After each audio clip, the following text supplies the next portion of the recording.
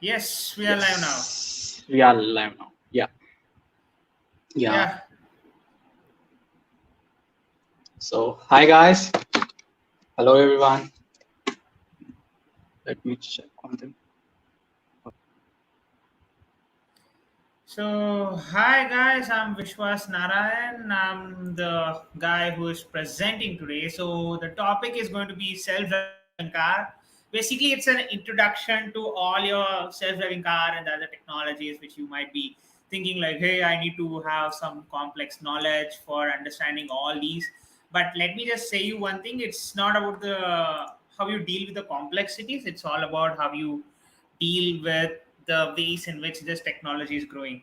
So I think Bharat, can you add my screen share to the stream? Yep, I'm there now. So let me just give you a quick introduction about how this started. So everybody was so sick and tired of saying that, hey, I'm working on the same technology, but nobody is respecting me because it still uses the computer, it still uses the same old technologies like GPUs, TPUs, or anything. Like cloud is also in the place now. So let me just give you a quick introduction about what this technology is all about. So the brief history is started off with like 1930s, where people started getting obsessed by like we have actuations, we have actuators, we have transponders, we have sensors, we have transducers, sensors remain the same. So like don't get overwhelmed by the ways I'm saying like what is this technology, what is he talking like. Make sure that you make some notes, and after the session we will give the slides to you guys so that you guys can go back and check out like what did he talk about. So they knew that they had all these instruments which are like very close to giving the car that right approach for like let it move on its own and things like that. But like this technology evolved over the course of time. So it said like, hey, we are improving the actuators, we are improving the transducers. So let's just move on. So 1930, the radio controlled thing started. That's where the transponders and the receiver kind of a nonsense comes into the picture. If you are a non-EC guy, trust me, you will be bored. If you are an EC guy like me, you will be like, hey, there's something new here. So all the credits of this technology, this robotics, and like every little tiny little aspects goes to him. Trust me, Sebastian Trun, there is an amazing podcast from Lex Friedman. Just go and watch this podcast. It's an amazing masterpiece. Like if you want to really understand like what this technology was and how this technology evolved over the course of time, this technology is there. And meanwhile, I do have my podcast. This is from my channel, so you can see my tiny little face here. Like, yeah, you just click on it. I'm interviewing somebody called as David Silver. David Silver is one of the people who were there in the Udacities, the self-driving car program, and also he's now in Voyage, a company which deals with the self-driving car. So in this podcast, I've just covered like there is an introduction to different technologies, like how was it different from the part of like you can say like academic and the industrial part. So let me just oh sorry for it. So let me just go back. This is the TED talk which I got overwhelmed. Like he literally says how a self-driving car works, and this is the TED talk that you want to see. So let's just go to the next one. So and also this is one of the podcasts that I did with somebody called as Akhilesh, who is my senior, who's working in Flux Auto right now, which is working on self-driving truck technology, and he's a very amazing guy. It's an hour plus long podcast. Yes, it's 2 hours podcast, people. So do check it out, and you will be fascinated by the way in which technologies are. So the pioneers of self-driving cars are these technologies. So I'll say who? Ernst Dickman. Ernst Dickman is basically where he literally gave out a new approach for this technology, and this technology was evolving like every day. And back in the days where there were less amount of GitHub, less amount of Stack Overflow, these guys hard coded the code. Like neural network was hard coded, functions were hard coded. Like today we call it as like function as a service, FAS, on the cloud nonsense, cloud nonsense. So don't keep wondering about the things like what is you saying. Just go back, check what I have told. So this is one of the examples of the self-driving car. So if you guys want to really check out what this technology is, just go back and check this technology. Like the Mercedes-Benz truck, which was indulged with all the actuators, the intelligence which is required.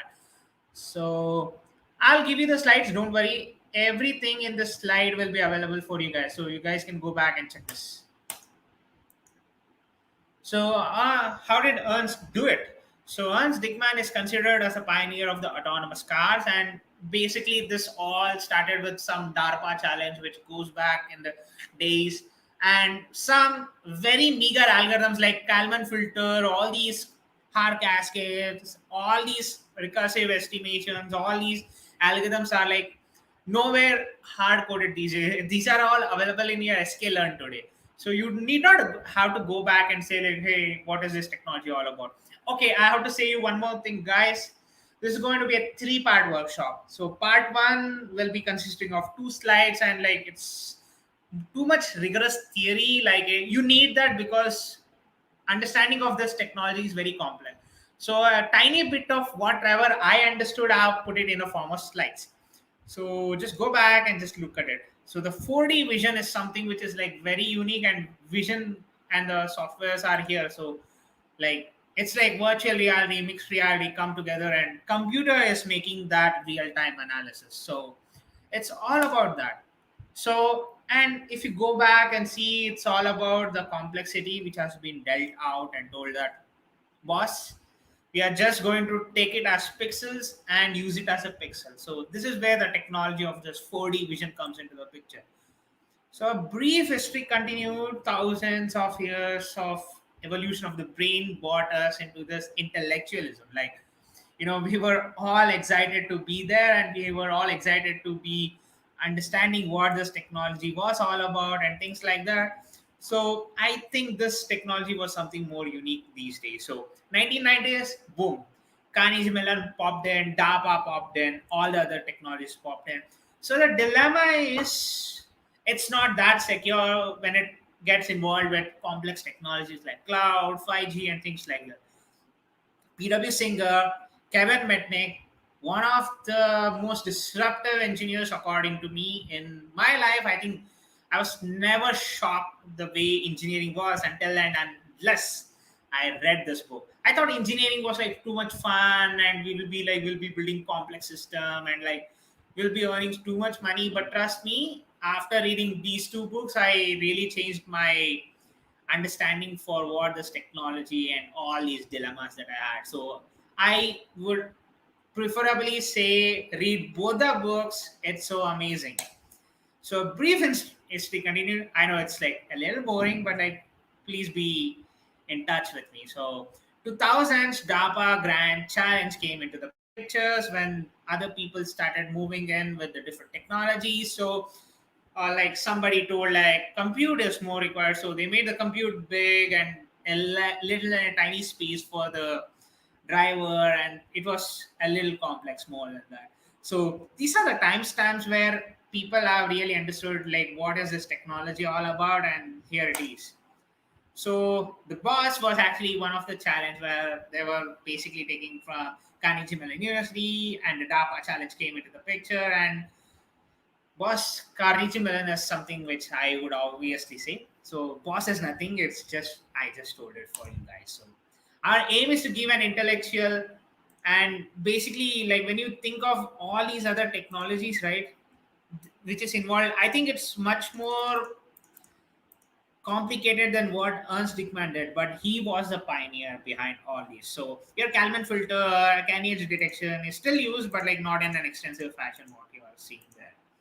So yeah, Carnegie Mellon came into the picture, Boss Challenge was there, and basically it was just revolving around complexities over complexity. So there were flaws in that experiment also. So our aim is to give an intellectual and a sparse-based approach for an entire architecture. Like we need you to understand every little tiny chunk of concept.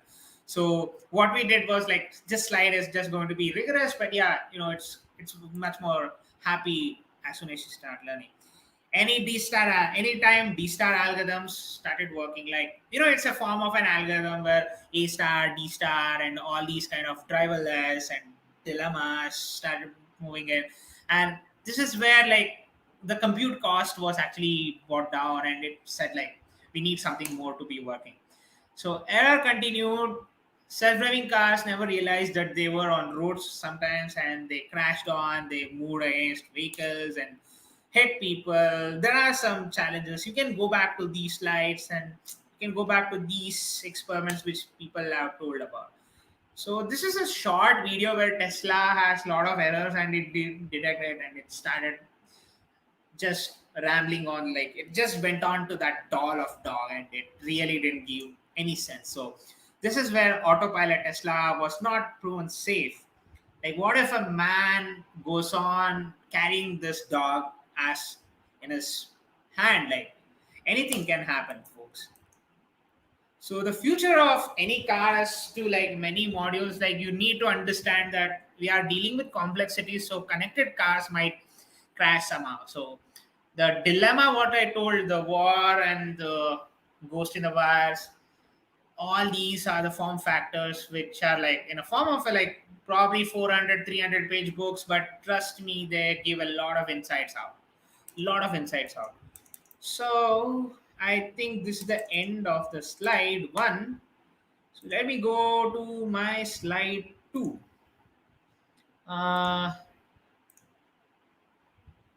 But share me this slide that I'm sharing now.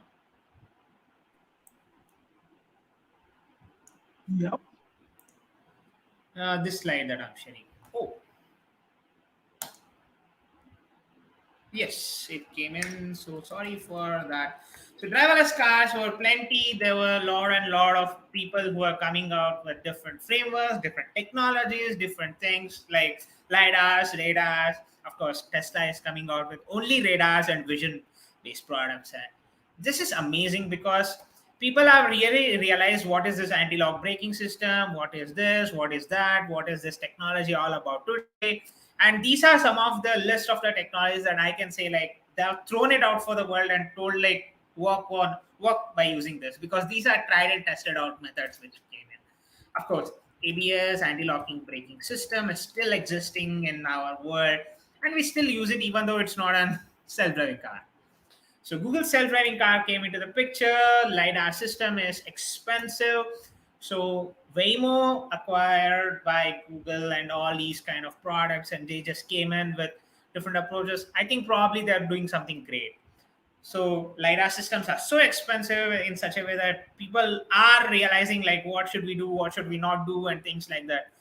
So cruise system is basically a feature where people really understood like they need to have this amount of speed for a while, and they need to control it. They need to never give an exhaustive model for a car to not to understand like it's moving at this phase, frames per second is changing at this time, and all these. So cruise system came in, and it's something which is very unique.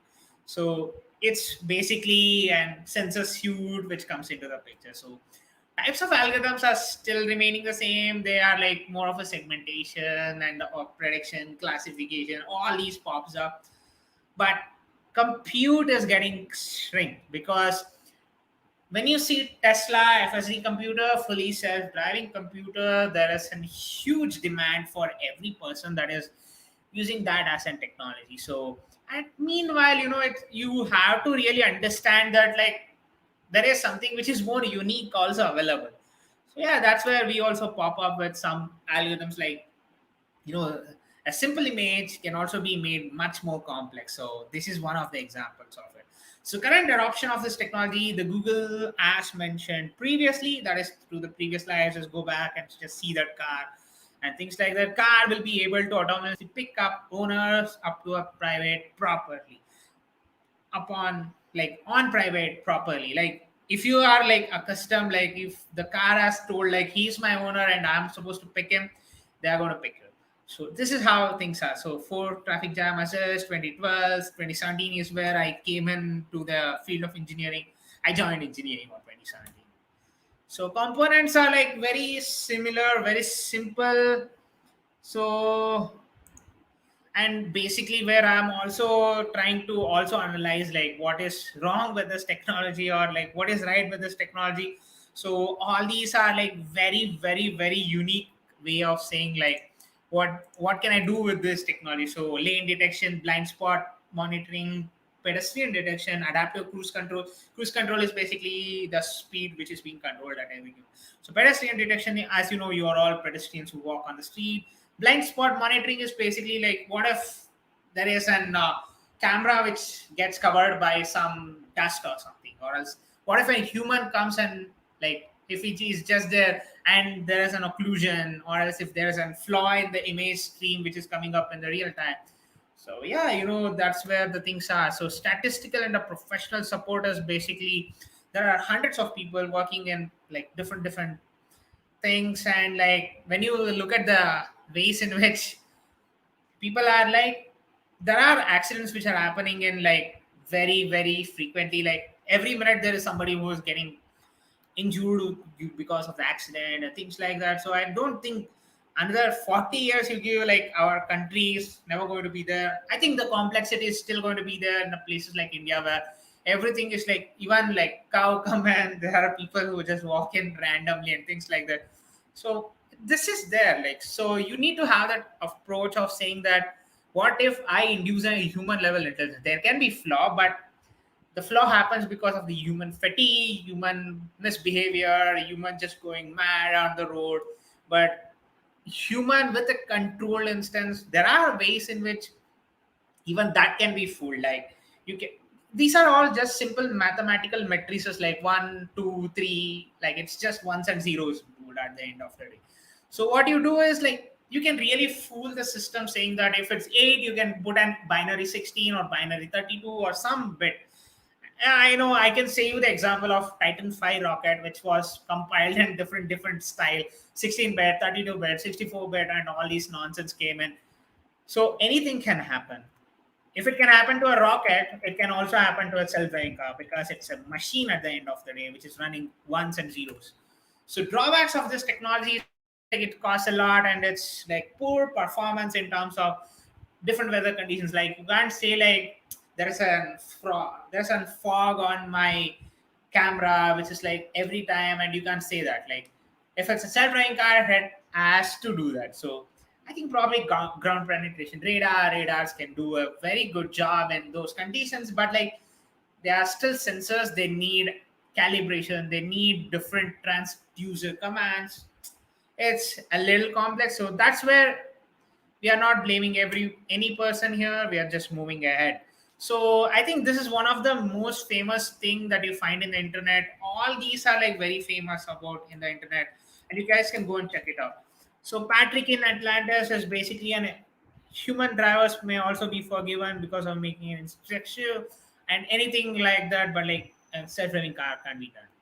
So a very famous trolley problem is basically brakes have been failed. So what to do? So where to take the turn? Like, is it left or is it right? Like, how do you do it? Man can say right, but like, and car can say left or right, but it depends. Like, it moves on to it.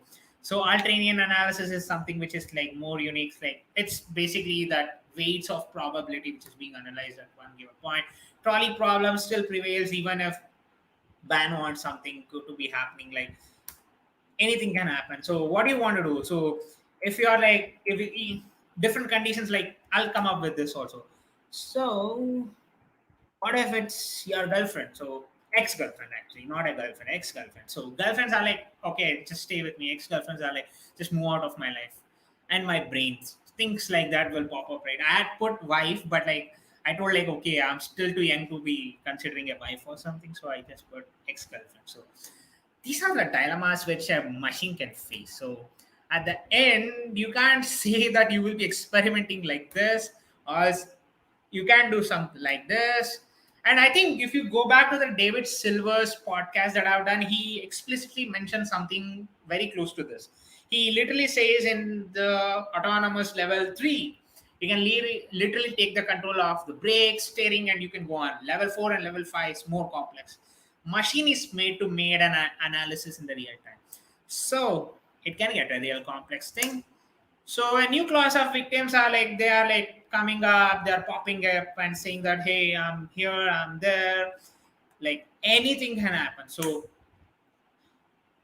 contradictory part of this technology is that it's very complex because we are trying to involve brain on and CPU, which was never understood. Like brain has never been demystified completely.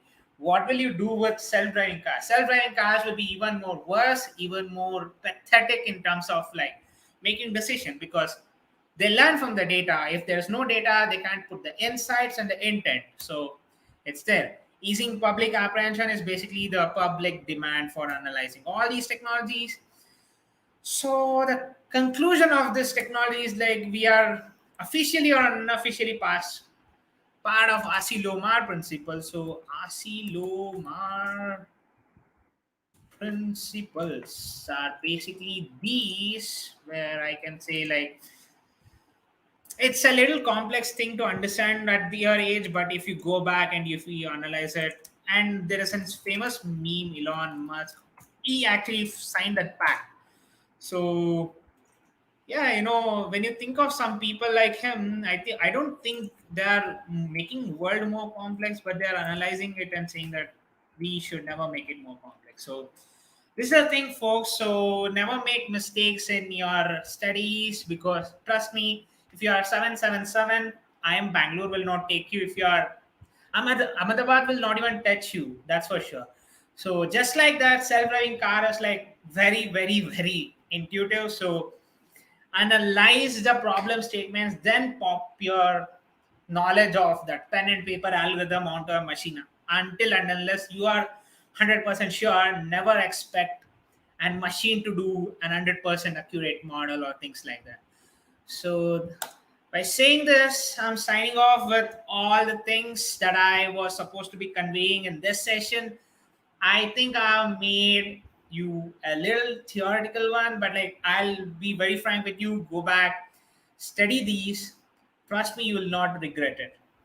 So, any doubts that you have, Bharat, any doubts people have, they can ask me, or else they can ping me in LinkedIn.